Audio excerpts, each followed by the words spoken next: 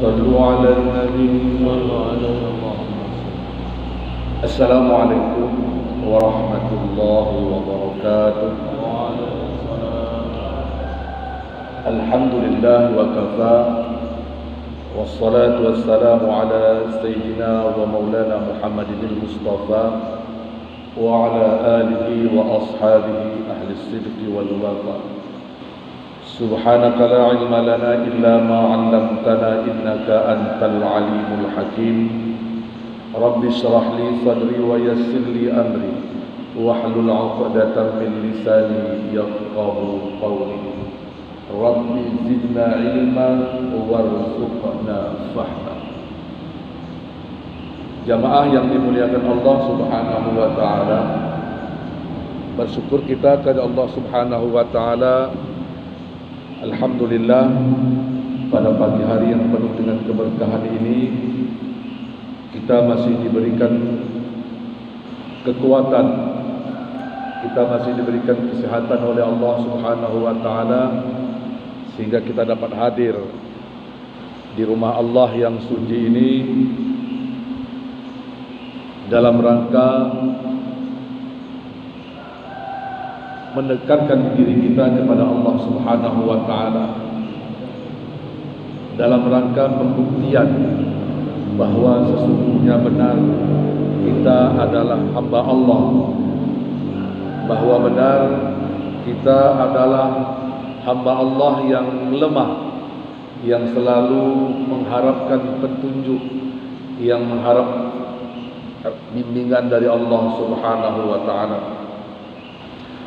Berselawat tentunya buat Nabi yang agung, Nabi Yuna Muhammad sallallahu alaihi wasallam, dengan ucapan Allahumma salli ala Sayyidina Muhammad wa ala ali Sayyidina Muhammad.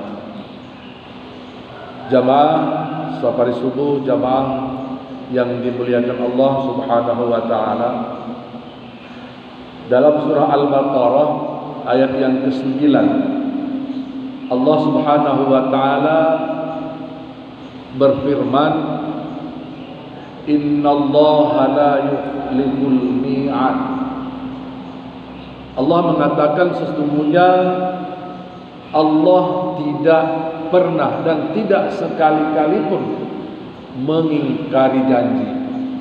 Innallaha la yukhliful mi'ad. Jamaah yang dimuliakan oleh Allah Subhanahu wa taala, kalau kita membaca, kalau kita sedikit mau menyimak di antara makna-makna kalamullah, di antara makna-makna kalam Allah yang kita baca, yang tertulis dalam Al-Quran, ada paling tidak 4 janji Allah Subhanahu wa taala yang tidak mungkin Allah ingkari. Karena memang tadi di awal sudah saya bacakan Al-Baqarah ayat 9, innallaha la yukhliful mi'ad.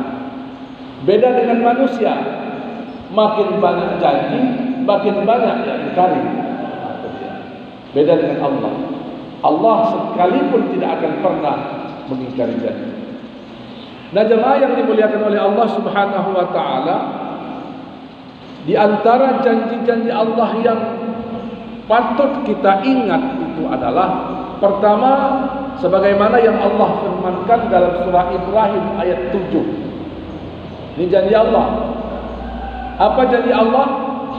Kata Allah Subhanahu wa taala, la in syakartum la azidannakum. La in syakartum la azidannakum wa la in kafartum inna azabi lasyadid. Apa janji Allah dalam surah Ibrahim ayat 7 ini? Barang siapa yang bersyukur, kata Allah, niscaya akan aku tambah nikmatku kepadamu. Ini janji Allah pertama, Ibrahim ayat 7. Artinya apa? Allah berjanji kepada hambanya yang pandai dan mampu mensyukuri setiap nikmat yang Allah berikan kepada makhluknya, kepada hambanya. Allah berjanji, jangan ragu, jangan ragu. Jangan pernah ragu, setiap kalian bersyukur, Allah akan memberikan, aku akan memberikan tambahan nikmat itu kepada kalian. Ini janji Allah.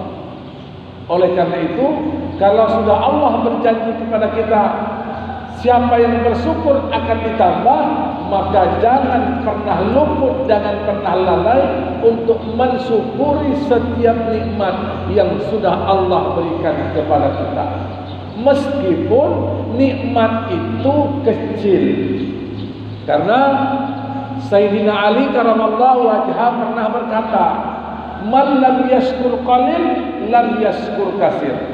Barang siapa yang tak pandai mensyukuri nikmat Allah yang kecil, maka tak kala dia mendapat nikmat yang besar, dia tak akan pandai bersyukur. Jadi sekecil apapun nikmat yang Allah berikan kepada kita, syukuri. Dan yang perlu kita garis bawahi adalah nikmat Allah itu tidak selamanya berbentuk materi, tidak selamanya berbentuk uang. Karena selama ini kita mentafsirkan itu nikmat rezeki Allah itu dalam bentuk materi, uang banyak misalnya, harga sawit mahal. Jadi itu, dan kita selalu menerjemahkan nikmat rezeki Allah itu dalam bentuk materi. Padahal apa yang ada pada diri kita ini semuanya nikmat dan rezeki Allah, karunia Allah Subhanahu wa taala. Nikmat sehat nikmat, istri rezeki, anak rezeki. Baikkan. Semuanya yang ada pada diri kita ini semuanya karunia Allah, semua nikmat Allah, semuanya rezeki Allah. Bayangkanlah saja jemaah yang dimuliakan Allah Subhanahu wa taala, kalau seandainya nikmat sehat itu dicabut, nikmat sehat itu dicabut, tidak usahlah sakit yang berat, sakit gigi aja lah 1 bulan kita, ya Allah, tidak terasa lagi lemaknya gulai jelok itu, kolak jelok itu kan. Jangankan sebulan, 1 hari saja sakit gigi itu, ya Allah, itu baru nikmat sehat. Jadi janji Allah kepada kita, la in syakartum la azidannakum. Barang siapa yang pandai bersyukur, aku tambah. Ini yang pertama. Ini harus kita ingat. Allah berjanji kepada Rabb, berjanji kepada makhluknya. Allah berjanji kepada kita makhluknya, syukuri, aku tambah. Jadi kalau kita menggunakan hukum kausalitas, hukum timbal balik, siapa yang bersyukur ditambah. Jadi siapa yang tak pandai bersyukur, jangan pernah berharap nikmat Allah bertambah.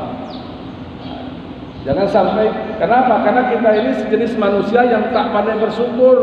Kita selalunya pandainya kita minta.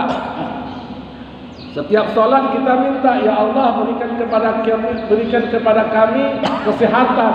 Allah nanya, waktu engkau minta sehat itu engkau sakit apa? Engkau tercipta doa, ya Allah berikan kepada saya kesehatan. Allah nanya, Ustaz sakit apa? Badan segitu sehat minta sehat lagi. Begitu. Kita doa, ya Allah berikan kepada kami rezeki. Allah nanya, yang kau makan, yang kau minum itu bukan rezeki aku apa? Makanya dalam surah Ar-Rahman bolak-balik Allah mengingatkan kita, fabi ayyi ala'i rabbikuma tukadziban. Nikmat aku yang mana lagi yang kalian dustakan? Ini ingat, ini janji Allah yang pertama kepada kita. Kemudian janji Allah yang kedua, yang sebagaimana yang tertulis termaktub dalam surah Al-Ghafir ayat 60, ud'uni astajib lakum. Ini doa Allah, ini janji Allah. Ud'uni astajib lakum. Mintalah engkau kepadaku, berdoalah engkau kepadaku, astajib lakum. Insyaallah, yakinlah aku akan kabulkan setiap doa dan perintah. Ini janji Allah. Engkau minta aku beri, engkau berdoa aku kabulkan kepada Allah. Ini janji Allah. Oleh karena itu jangan pernah berhenti berdoa. Wala ta'asu min rahmatillah. Jangan berputus asa dari rahmat Allah Subhanahu wa taala. Sebesar apapun problem kehidupan kita, masalah kita, rahmat Allah jauh lebih besar dari masalah yang hari ini kita hadapi.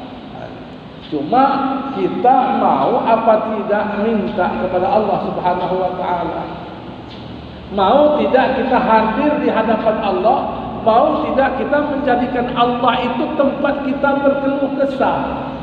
Ini kita kalau ada masalah berkeluh kesahnya kepada makhluk. Makhluknya saja tak mampu menyelesaikan masalahnya. Hilang Honda misalnya, datang ke paranormal, datang ke tukang pintar. Orang pintar itu kalau hilang barangnya nggak bisa dia cari. Coba kita lihat dan kita renung dalam diri kita, dalam kehidupan rumah tangga kita. Setiap kali kita ada masalah, yang pertama kali tempat kita curhat itu kepada siapa?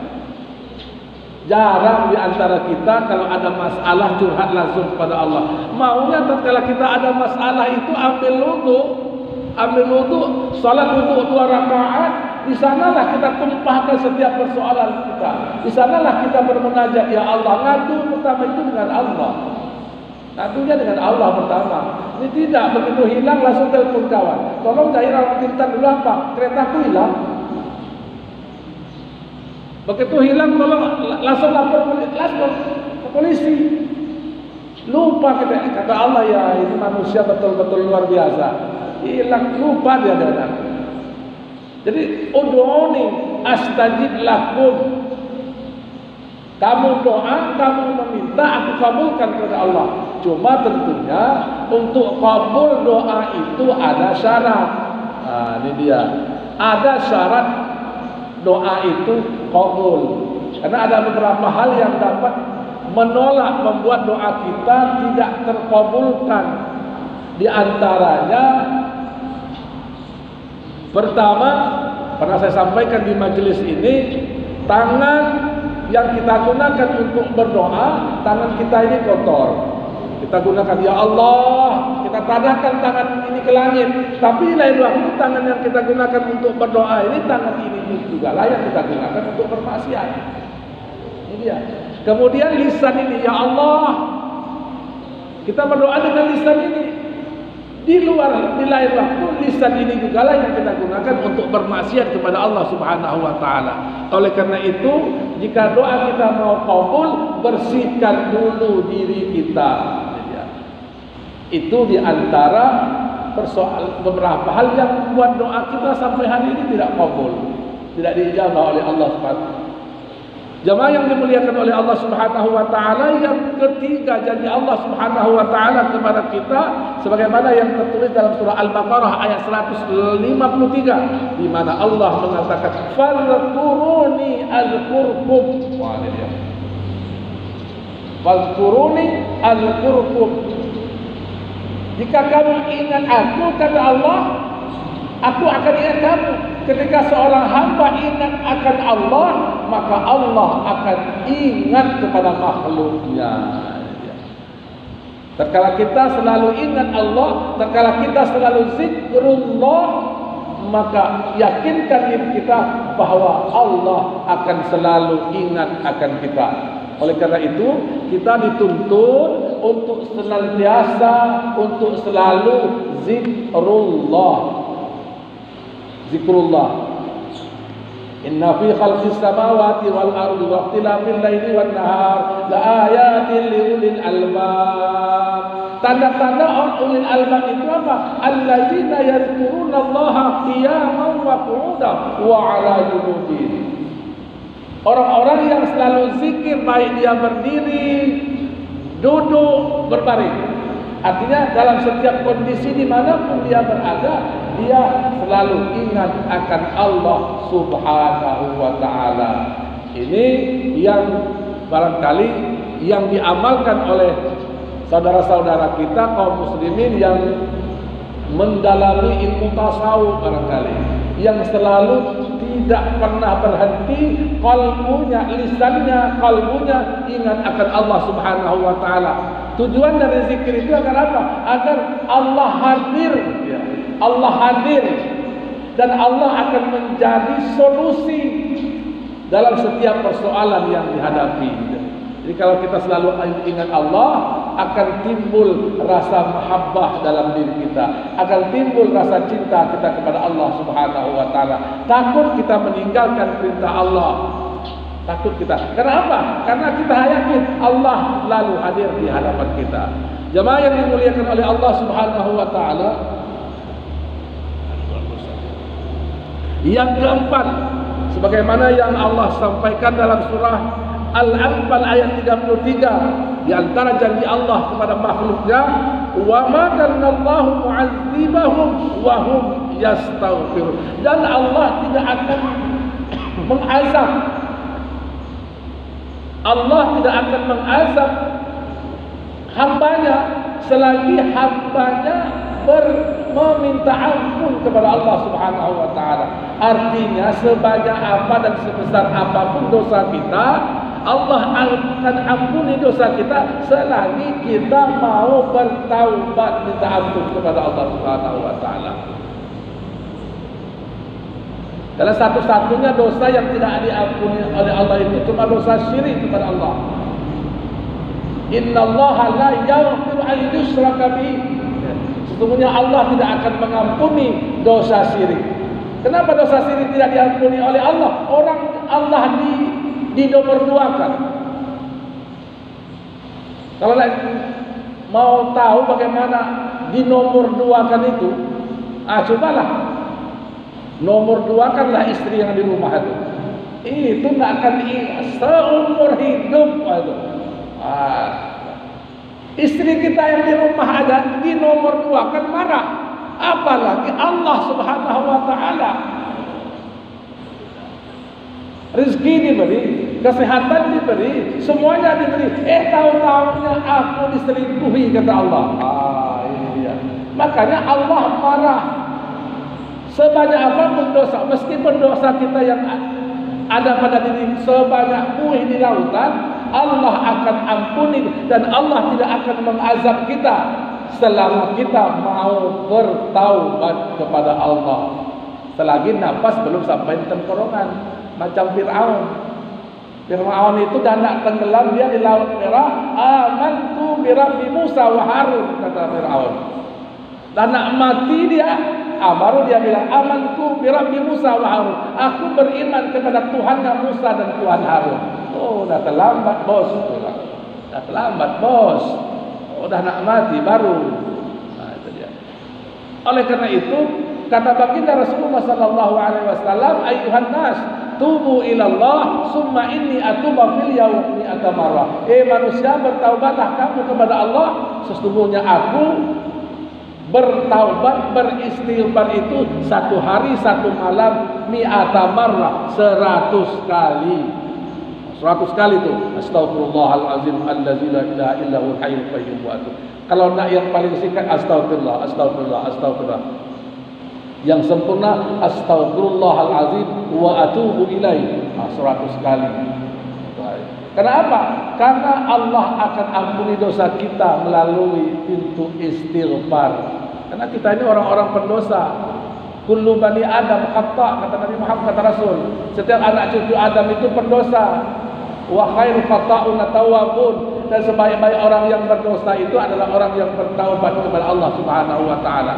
Oleh karena itu jamaah yang dimuliakan oleh Allah Subhanahu wa taala, terakhir barangkali saya ingin mengingatkan kita semua, wabil khusus untuk diri pribadi saya sendiri, mari sama-sama kita selalu beristighfar pagi, petang, siang, malam. Kenapa? Setiap kedipan mata kita dosa, keluar pintu rumah dosa, di pajak dosa, di pasar dosa, kemana kita pergi selalu berdosa. Itu dulu. Kalau sekarang dalam kamar pun kita buat dosa. Di rumah kita juga buat dosa. Apa dosa di rumah? Menggunjing kawan sambil minum teh dengan istri. Teringat aku lah, Mak. Mulailah tuh. Mulai menghibah, mulai menggunjing. Apa yang ditonton dosa, apa yang ditengok dosa. Nah, kalau orang-orang tua-tua kita dulu keluar dia baru ada dosa. Di rumah tak ada yang ditengok pula. TV tidak ada, handphone tidak punya. Jadi keluar rumah baru dia baru ada sumber dosanya. Kalau kita jangankan di luar, di rumah sudah berdosa. Makanya kata Ustaz Das'ad Latif itu, sekuat apapun kita menjaga mata, kalau mereka itu selalu gentayangan, gugur iman kita. Ini dia, Masya Allah. Oleh karena itu, karena kita sadar mata kita ini penyumbang terbesar dosa di mata kita ini. Saya mau jadi orang buta tak kuat. Penyumbang dosa terbesar di mata, setelah mata mulut. Jadi imbangilah itu dengan mudah-mudahan dosa yang kita buat itu akan terampuni. Tapi jangan astagfirullah, enggak juga begitu, gitu kan. Jadi hindari perilaku dosa, jauhi perilaku dosa. Kenapa? Karena kita tak tahu kapan kita mati, gitu ya. Jemaah yang dimuliakan oleh Allah Subhanahu wa taala, demikian barangkali mutiara hikmah kita pada pagi hari ini, mudah-mudahan bermanfaat bagi kita semua. Billahi taufiq wal hidayah, war ridha wal inayah. Wassalamualaikum warahmatullahi wabarakatuh.